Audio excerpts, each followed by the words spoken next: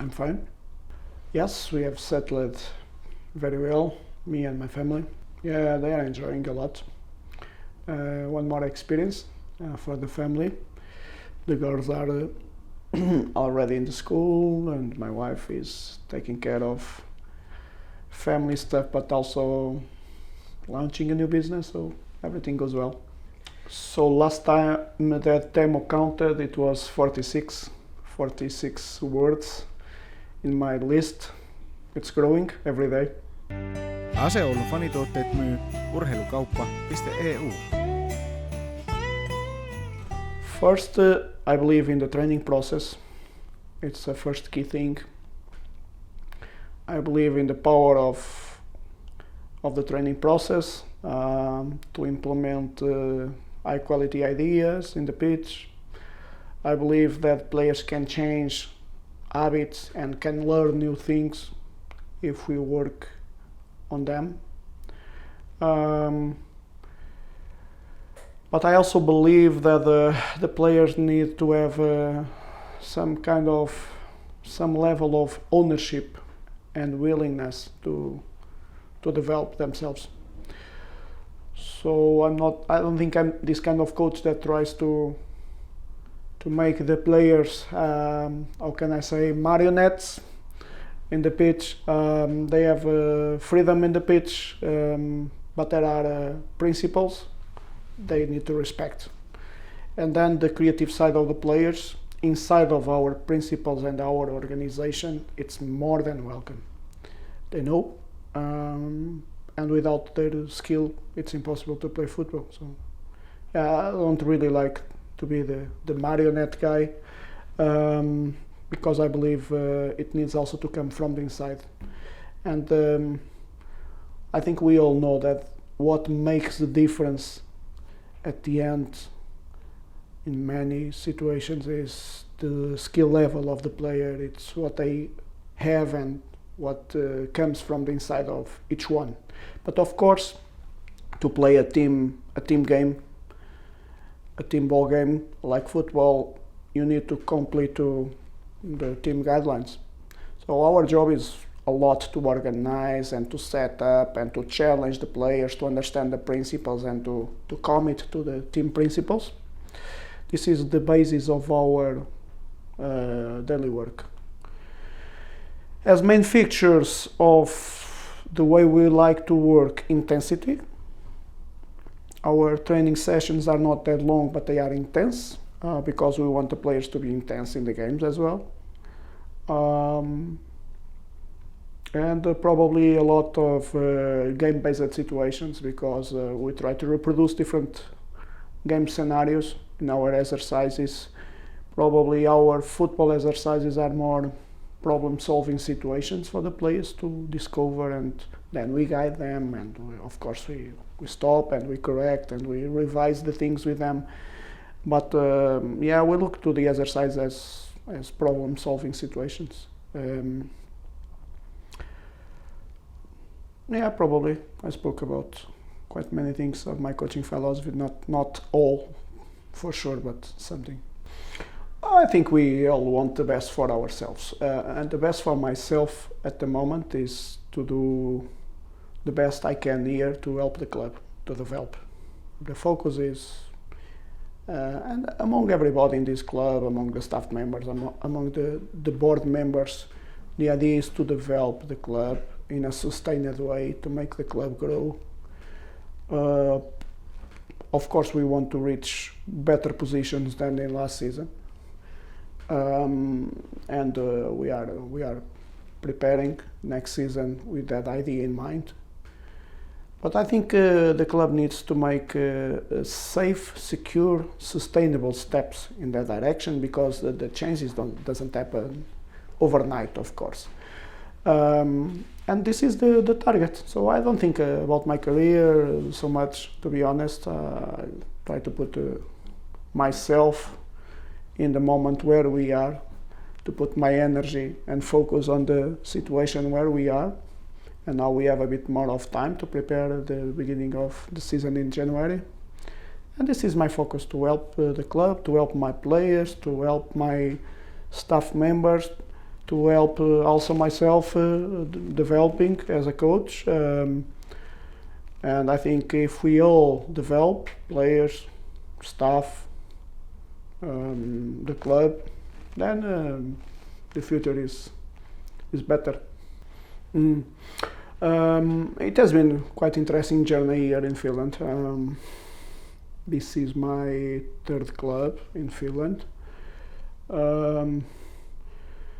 Yes, probably my early experience in first league in Portugal was very, very interesting, and I think broad sense the level of the first league there is higher, no doubt about that.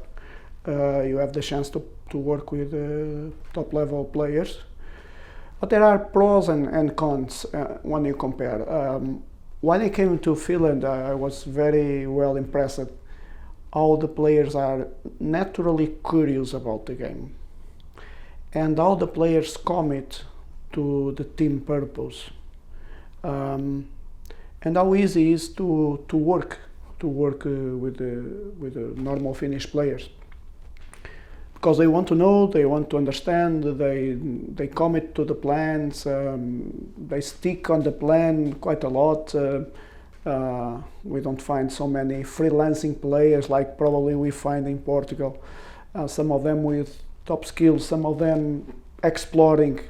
I think it's very easy to work with Finnish players, and my feeling in these 3.5 years that I've been here now, it's that the Finnish football is also developing and going in the good direction. So yeah, I look into the future with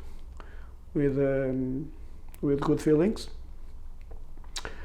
And one of the things that captured my attention since the beginning is, how can I say this? Probably it's an effect of the high standard education level you have here, the genuine curiosity of the players. I remember my first club, the players came to me to ask questions almost every day. And for myself it was a big challenge also as a coach, because they put me thinking a lot. It was really good. So yeah, I feel personally I have a quite good fit also with the Finnish culture. I feel very well here. It's probably I was a bit fish out of water in Portugal. I feel quite comfortable here in the Finnish culture as well. I like the respect and that people has, how serious people is, how honest people is. I feel pretty well here in Finland. Quite low level. In Portugal, the context is a bit different. You have so many players, you have so many talented kids that never break through. In my case, it was more a family story. My dad played football, and in some way my mom was very careful, because in my time it was very difficult to study and get success in the studies and also in a football career. And since the early ages, my mom started telling me, you need to study. No, your main priority is studying. And I always play, but in low level. I remember when I was maybe 14, 15, I went to tryouts in Gil Vicente, is a first league team there from my hometown, from Barcelos. And they wanted me to continue. So after the first training, many of the boys didn't come. They wanted me to continue, but my mom was so strict, because I think she sensed this could be the beginning of something more serious. And then I didn't went. I didn't went anymore because my mom didn't allow me, and she was very strict with me. I'm not really sure if I had talent enough to break through in such competitive context like in Portugal, because it's really tough. But I always played in low level, training, playing, until my third year in the university. Then I realized by myself that, okay, it's maybe time to start doing something else like coaching. But even when I applied for my bachelor in sports sciences, my idea was already, I was still playing, but my idea was already to get good education as football coach. So I think naturally it happened. Even earlier, when I was younger, I had some kind of manager job, taking care of a local team and these kind of things. Managing was always part of my informal education, probably. And then it became a bit more serious. I was curious to study about some kind of things that I know that if you don't do it at university level, it's difficult to get access to this kind of information.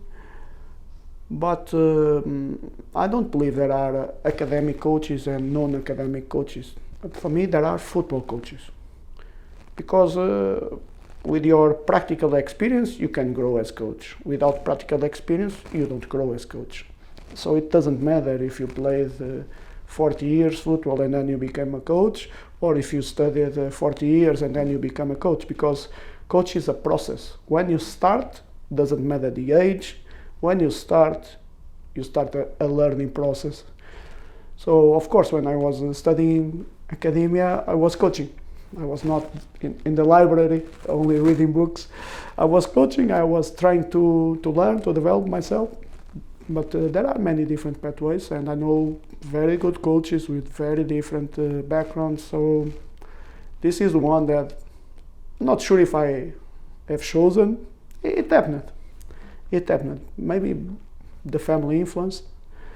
Because at a certain point when I applied to the university, the question was, what am I going to study? Because study, I was almost obligated to do it. So why not joining my passion, football, sports, and study? So it happened naturally by family influence, but also from my natural curiosity, but nothing against other pathways at all. People is free to choose, and I think all of us have different purposes in life, and some of us need to study more, some of us need to study less and experience other things. It's natural. And Nutti and Embalo, they have been in tryout with us, even though they are players that we had a big interest to sign, even without tryout. But we mutually agreed that the tryout could be good for both sides. And we are very happy with both of them, and we are going to continue. We are going to have them in our squad now in the beginning of January, and they are totally part of our plans for the next season. AC Oulun fanituotteet myy urheilukauppa.eu. Yeah, this year we stay in Oulu. I have my family here,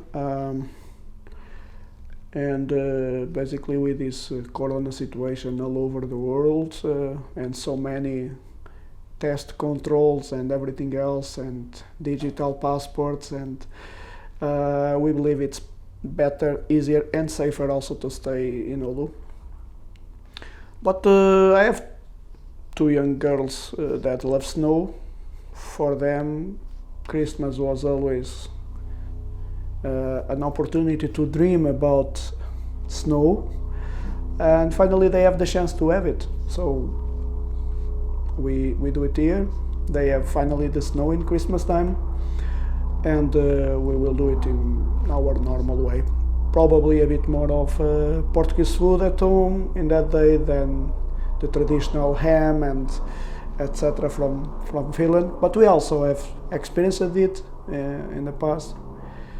but probably yes, our relatives are sending some Portuguese food to Oulu by plane, and we are going to have our own Christmas at home. Yeah.